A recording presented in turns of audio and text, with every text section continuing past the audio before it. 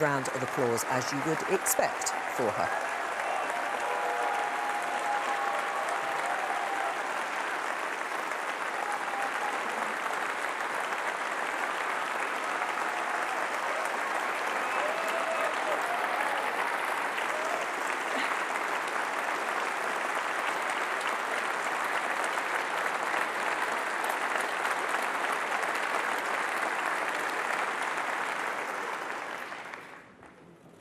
You have no idea how amazing you look, conference. 21 years on from my first Liberal Democrat conference, I am thrilled to stand before you today as your leader. And I'm delighted to see so many old friends who've kept the torch of liberalism burning bright through troubled times. And I'm excited to welcome thousands of new members to our cause, flocking to the Liberal Democrats as the clear rallying point for a movement to create an open, fair, inclusive society. Over the summer, we showed the others how it's done. We had an energetic and positive leadership contest where many thousands of you engaged. And I want to say a huge thank you to my friend, Ed Davey.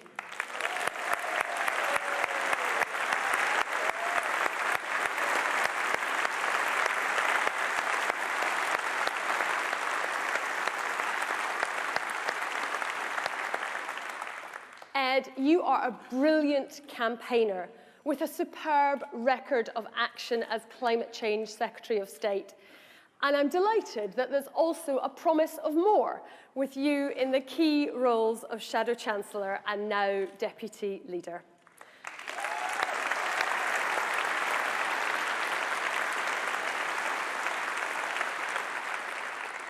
Just 6 months ago at our spring conference, few of us would have predicted that our party would be winning on this scale. And for that, we have my two most immediate predecessors to thank.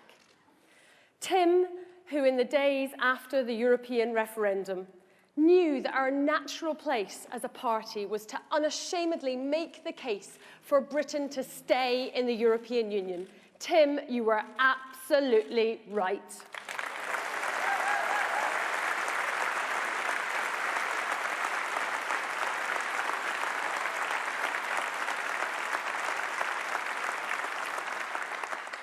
And Vince, you have served our party and our country with such great distinction.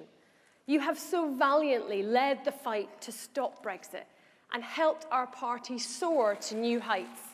And I know that the next Parliament will be all the poorer without you by our side. The voice of reason in these unreasonable times. Vince, from all of us, thank you.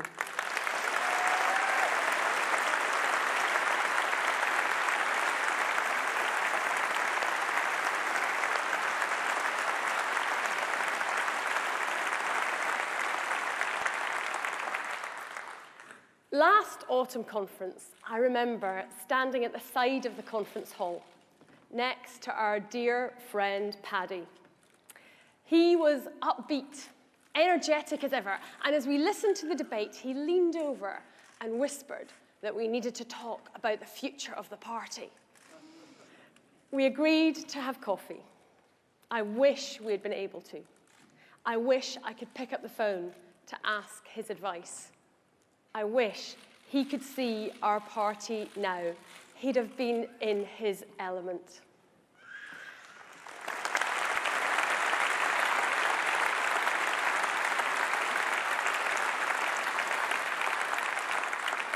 And as I sat last week at his memorial service with thousands of others, we remembered a man who was bold, fearless, determined. A man who brought people together. He worked closely with Labour Prime Minister Tony Blair. His eulogy was read by former Conservative Prime Minister John Major. A man whose impatience to create change was undimmed into his 70s, setting up More United to make space for liberal values to flourish beyond party lines. Paddy, we miss you so much.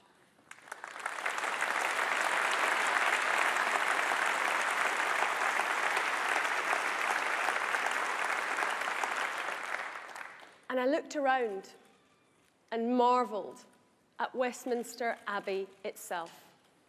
The sheer magnificence of scale, the intricate stonework and the colourful beauty of the stained glass, a spirit-lifting place. And I reflected. Before a single stone was laid, someone imagined what was possible. It stands today as a physical embodiment of what greatness can be achieved when we raise our sights and come together with a shared vision. That spirit of ambition and shared endeavour is what our politics and our country needs right now.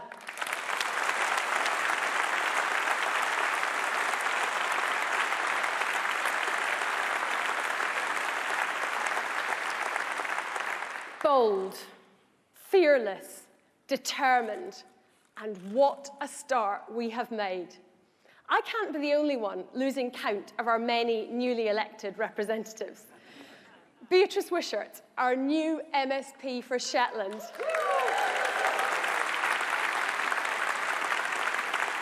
The first ever woman elected to Parliament from the Northern Isles. Our own fabulous squad of 16 MEPs.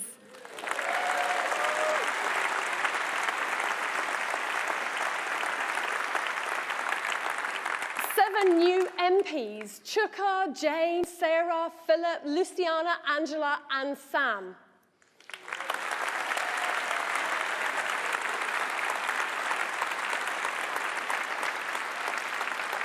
More than 700 extra councillors.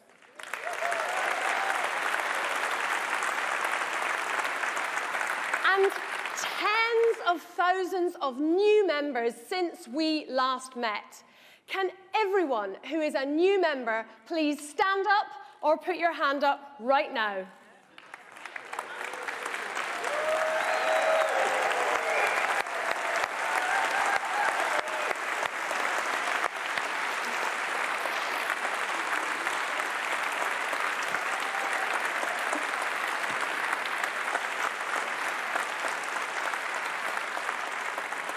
To you all, I say welcome. We all say welcome and thank you.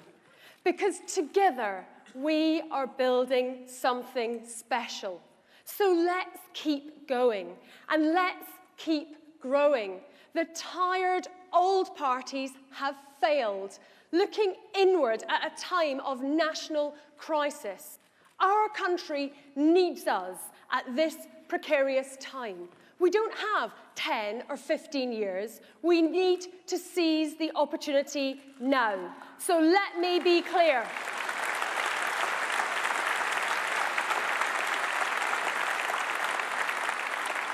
Let me be clear. There is no limit to my ambition for our party and our country. And today I am standing here as your candidate for Prime Minister.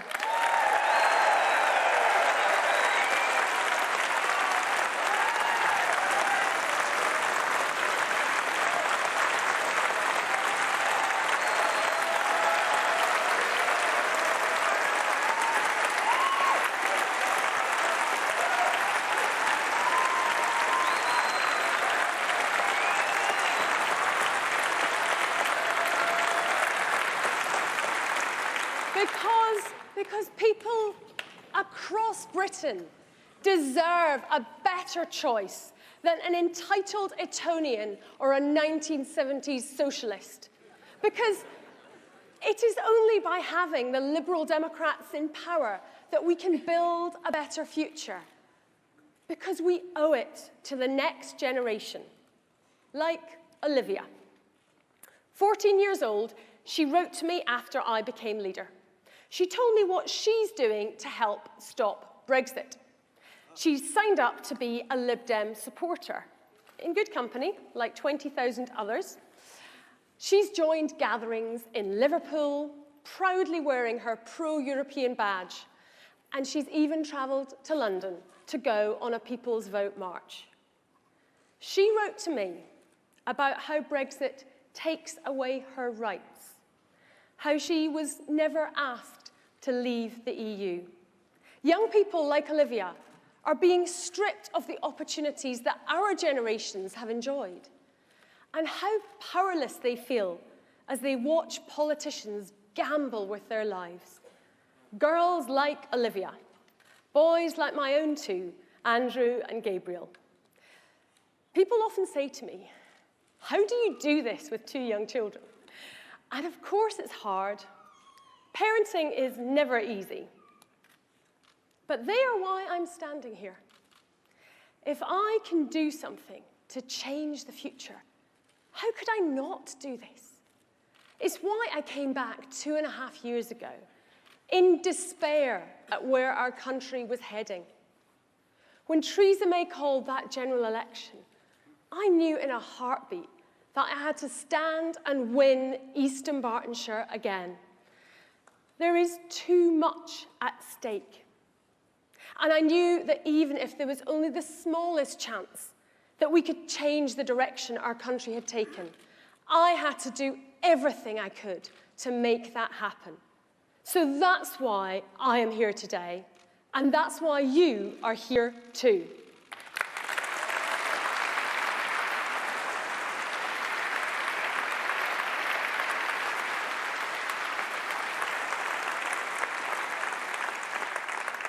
Ahead of us, we have the fight of our lives for the heart and soul of Britain. Because, conference, the next few weeks are about deciding the kind of country that we are, who we want to be. Whether we tackle our biggest challenges with our closest allies or on our own. Whether we welcome those who want to build a better life in our country or shut the door on them. Whether we ensure that every single child can go on to fulfill their dreams. The first task is clear. We must stop Brexit.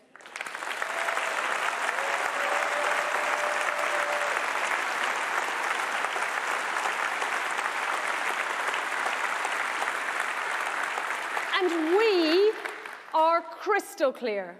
A Liberal Democrat majority government will revoke Article 50 on day one.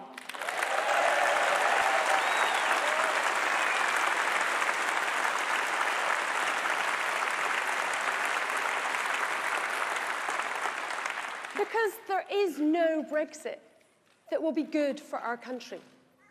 Europe makes our United Kingdom stronger, but Brexit hurts our family of nations.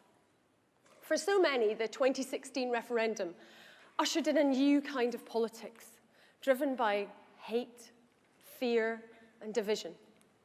But for those of us who had lived through the 2014 independence referendum, it all felt too familiar. I am Scottish. I am British. I am European.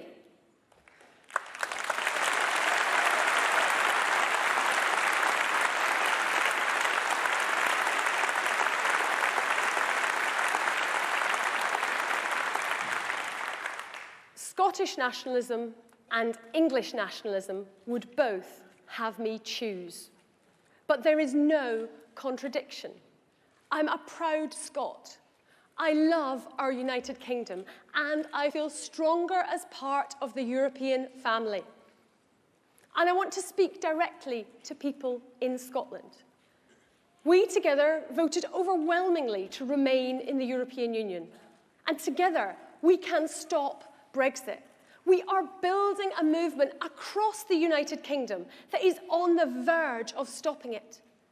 And you have a part to play in growing and strengthening this winning campaign across the UK. Join us. Come with me and be part of the bigger movement for change. A big vote for the Liberal Democrats in Scotland at the next general election will give us the final push we need. The energy is with us, so come with us to stop Brexit.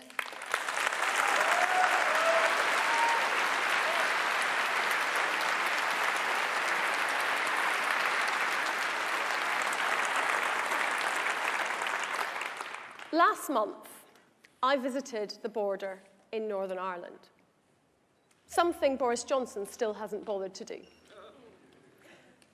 Those communities remember what it was like to have a hard border.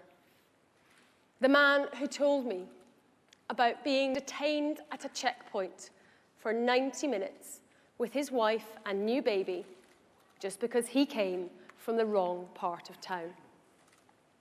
And despite vague words about unspecified technological solutions, the people there know that even the lightest equipment at the border will become a target, and it will require security.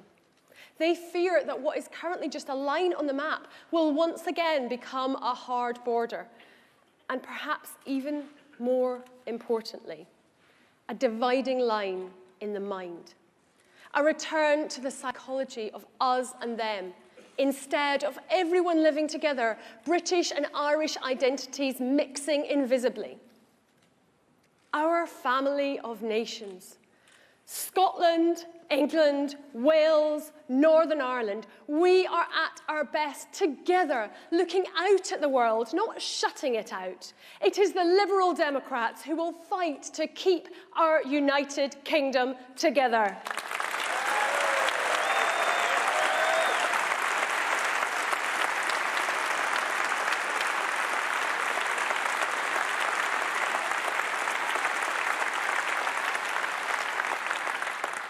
Brexit will put lives at risk. In the event of a no-deal Brexit, doctors are worried about the impact that border delays will have on the supply of time-sensitive radiopharmaceuticals. That's cancer patients waiting longer for scans and treatments as a direct consequence of government policy. Brexit will hurt our economy. Thousands of car manufacturing jobs already lost. Honda in Swindon, Jaguar Land Rover in Birmingham, Ford in Bridgend, Nissan in Sunderland, and more if we leave. This Brexiteer government wants to pay for their ideology with other people's jobs.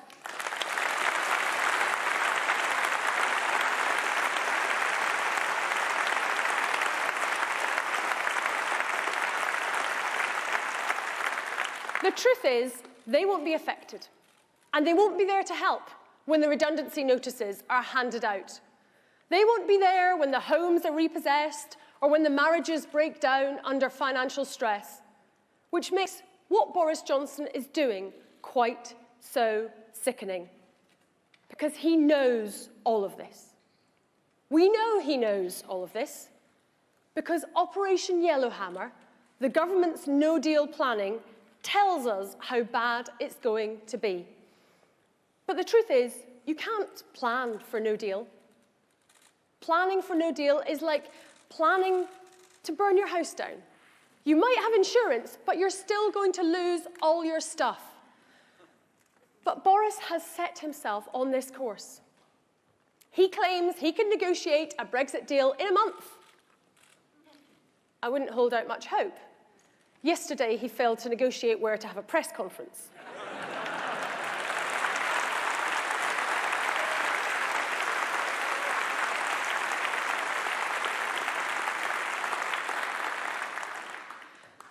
We all know that commitment has never been Boris Johnson's strong suit.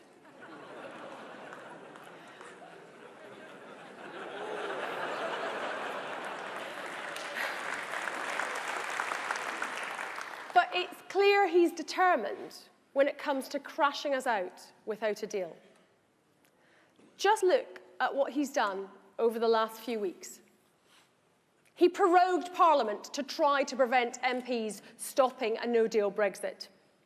He's kicked 21 MPs out of the Conservative Party, including the father of the House, Ken Clarke, and Churchill's grandson, Nicholas Soames, just because they dared to stand up to him.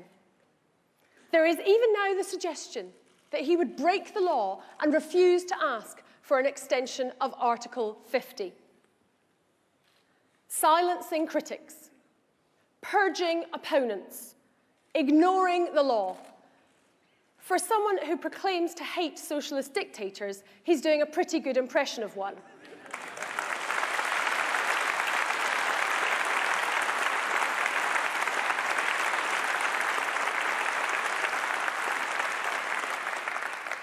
And Boris Johnson's insults of choice are rather revealing. Big girl's blouse, girly SWAT.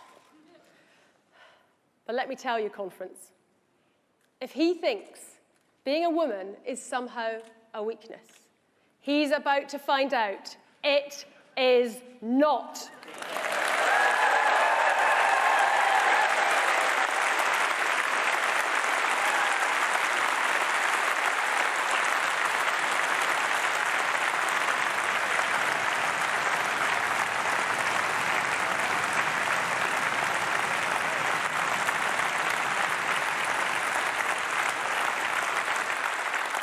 When the general election comes, I cannot wait to take on the collective forces of nationalism and populism that will be standing on that debate stage. Johnson, Farage, and Corbyn.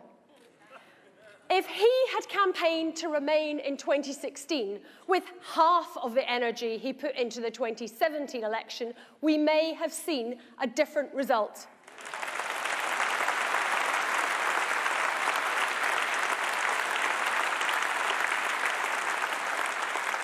Then, the day after the referendum, he said we should trigger Article 50 immediately. He whipped his MPs to vote for it. And even now, when faced with all the clear and obvious dangers that Brexit brings, Jeremy Corbyn still insists that if Labour win a general election, they will negotiate their own Brexit deal to take us out of the EU. Nigel Farage might be Brexit by name, but it is very clear that Jeremy Corbyn is Brexit by nature.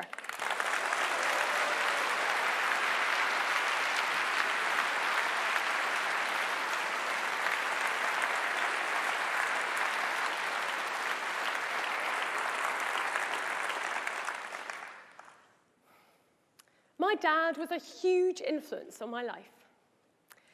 He encouraged me to believe that we can change things for the better. He encouraged me to challenge the way things are. And above all, he taught me always to keep learning, to be curious, to ask questions. And actually, that's what any good liberal does. Because we can't make progress if we aren't prepared to question the world around us, to challenge vested interests and concentrations of power, to imagine that a different world is possible.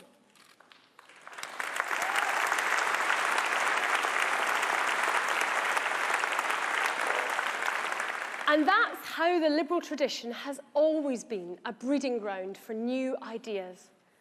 It was Gladstone's minister, W.E. Forster, who asked why any child should miss out on education and made parents send their children to school. It was David Lloyd George who asked why the most vulnerable in society are left to fend for themselves. And he paved the way for the welfare state. It was Beveridge who asked why anyone should have to pay for healthcare and masterminded our beloved NHS. And it was Paddy Ashdown who asked whether it's inevitable that modern economies destroy the natural environment and put the Liberal Democrats at the forefront of green thinking. Liberal Democrats, we come from a long line of innovators. So when we were in government, we asked why any child should go hungry at school, and we introduced free school meals universally. We asked why babies should only have one parent take care of them in their first year of life, and we designed shared parental leave. And we asked why the state should judge what kind of love is acceptable, and we made same-sex marriage legal, because love is love.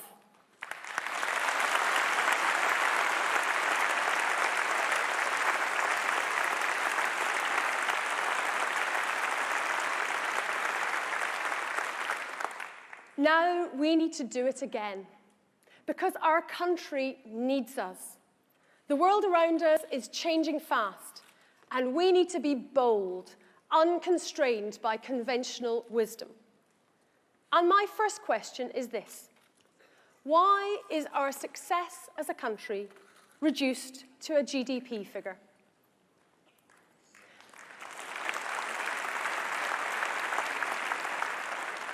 We have been conditioned to believe that as long as GDP keeps growing, everything is fine.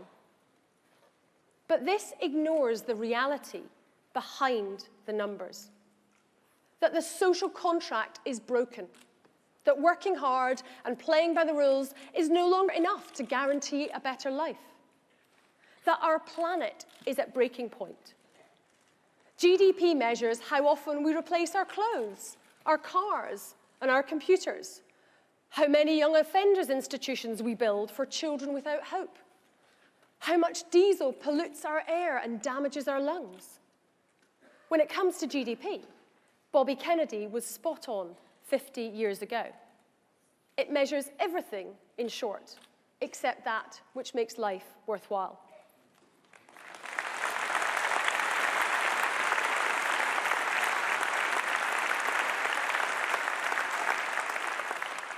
That's why a Liberal Democrat government will put the well-being of people and our planet at the heart of what we do. And this autumn, we will set out our own well-being budget. Others around the world are doing this already. Take Jacinda Ardern. Thanks to her, the New Zealand government set out the world's first well-being budget. I want the UK to follow that example.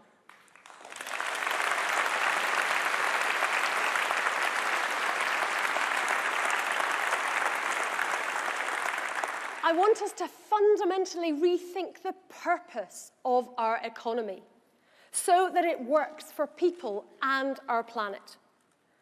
Our well-being budget will spell out our priorities for public spending on the things that matter most, both right now and for future generations. And my well-being ambition extends well beyond government spending. The whole of our society, including business, should work towards building the kind of country we want. People and our planet will thrive with the Liberal Democrats in power.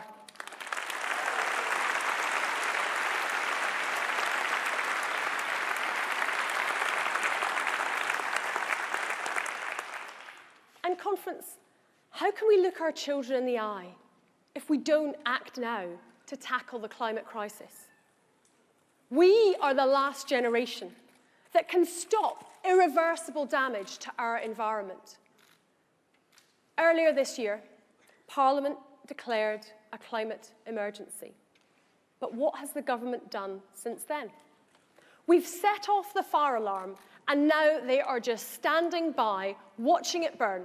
Literally, for days, we watched the Amazon, the world's lungs, just burn. While back at home, we have children whose lungs don't develop properly because of air pollution in our towns and cities. The climate emergency is an existential threat, and only our party has the bold, detailed plan to tackle it. A Liberal Democrat government will plant the trees, retrofit the homes. We will build the wind turbines, the solar panels, and the tidal barrages. But government alone cannot solve this. It will take all of us, government, individuals, and business, to build the zero-carbon UK we need to become. And that's why my Liberal Democrat government will introduce climate risk reporting and create a new green investment bank to channel investment into green projects and away from fossil fuels. And it's why I want to engage everyone in the country by establishing a UK Citizens' Climate Assembly to drive a national debate about how exactly we will reach net zero by 2045 and earlier if possible.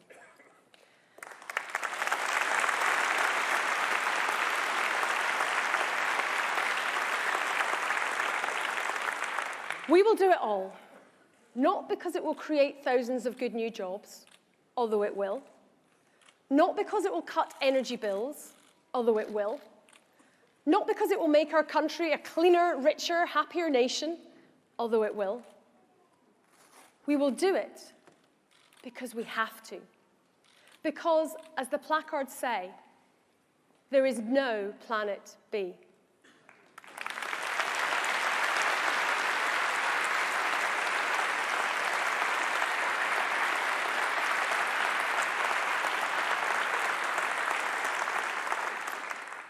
And conference, where is our outrage when the lives of our young people are being cut so short?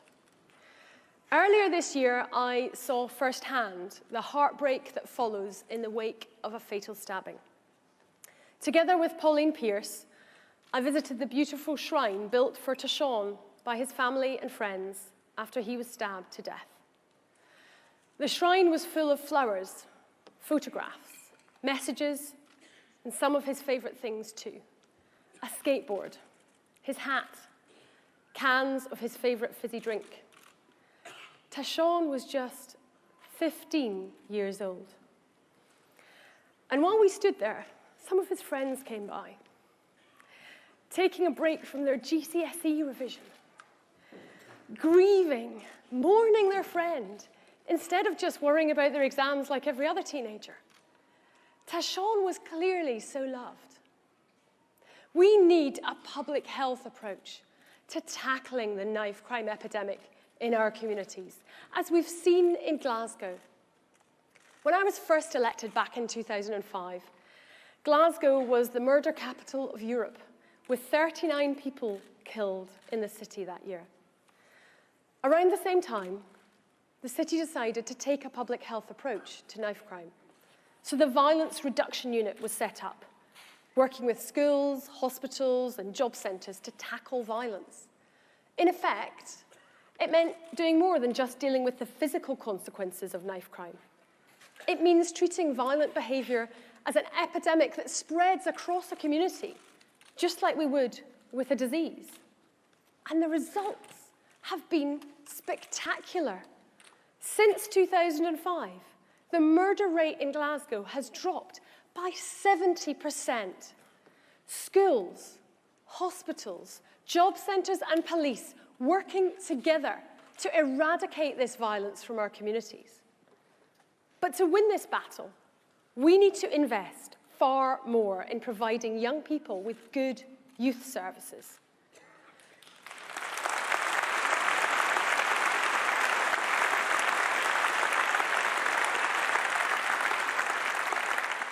Being a teenager isn't easy, and it has become a hell of a lot harder because young people have nowhere to go.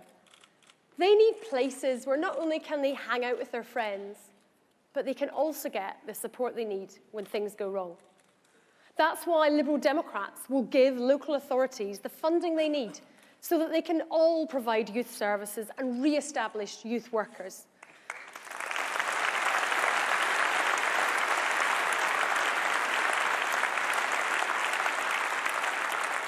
Because every time a life like Tashon's is cut short, we are failing our young people, and it must stop now.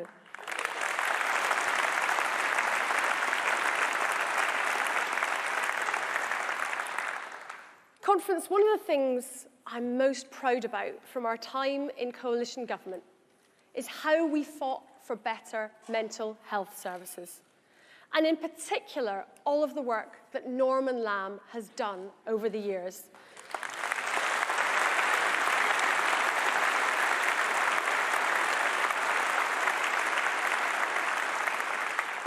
Norman's campaigning zeal and unwavering determination to put mental health on the agenda have been second to none. And I'm so glad he'll continue his work outside of Parliament, because we still need to do so much more for mental health.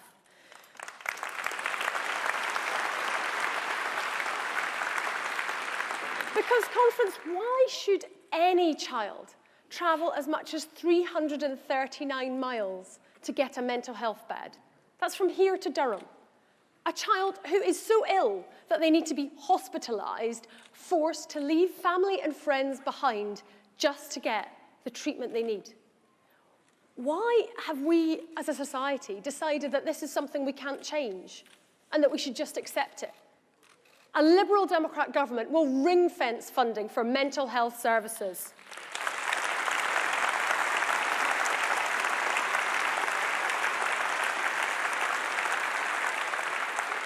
And we will invest far more heavily in the childhood and adolescent mental health services that communities need.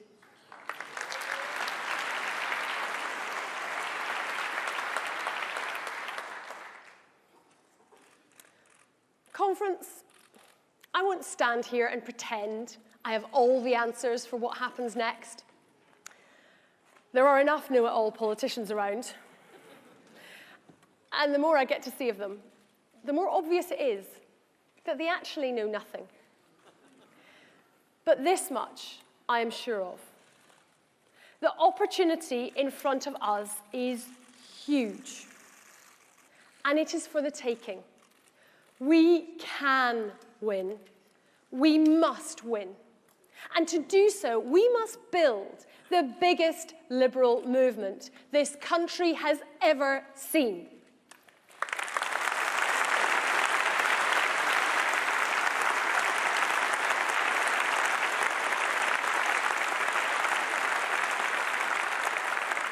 We cannot be satisfied with a place on the fringes of British politics, narrow and pure, small and irrelevant. Our job is to gather the forces of liberalism and be the rallying point for change.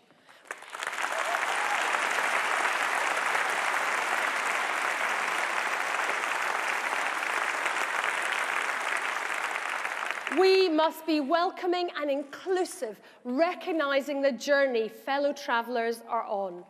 Because together we can create a tipping point and transform our society. My vision for our country is one where every single person is valued and included. A country where people work hard and are rewarded, with a decent home, enough money to meet their needs, and live with dignity. Where every baby born is given the security and the love they need to face the world with confidence. Where every child can play and learn about the world, free from worry and stress. Where every young person is nurtured and supported in the path they choose. Where people work in good jobs, for decent wages, in flexible ways, in a culture of mutual respect, where experience is shared across the generations, listening to the wisdom of years while channeling the enthusiasm of youth, where we support vulnerable people, both those people whose circumstances mean they will always be vulnerable, and every single one of us who may be vulnerable at some point, whether through illness or grief, redundancy or trauma, new parenthood or old age, where we make it easier for people to live in good health and people know that our excellent NHS is always there when they need it, where people can be themselves, respected for who they are, no matter what God they pray to or none, the colour of their skin or who they love, where everyone knows they can make a contribution to society. And this is measured by creativity and compassion, laughter and love, innovation and inspiration, more than by money. Where enterprise and business is celebrated because it acts as part of the solution, not part of the problem. Where we respect the natural world, this planet, our only home, and we act with the urgency required to live within our environmental means because we will not leave our children a poisoned planet.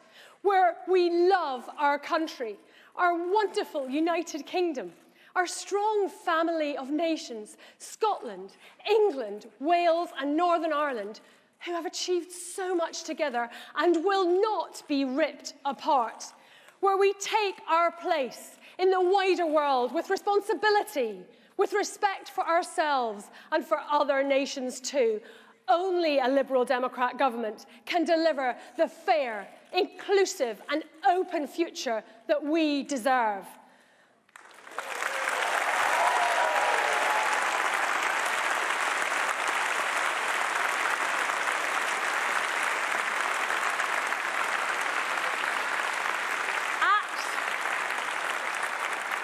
At the next general election, voters will choose the kind of country we want to be.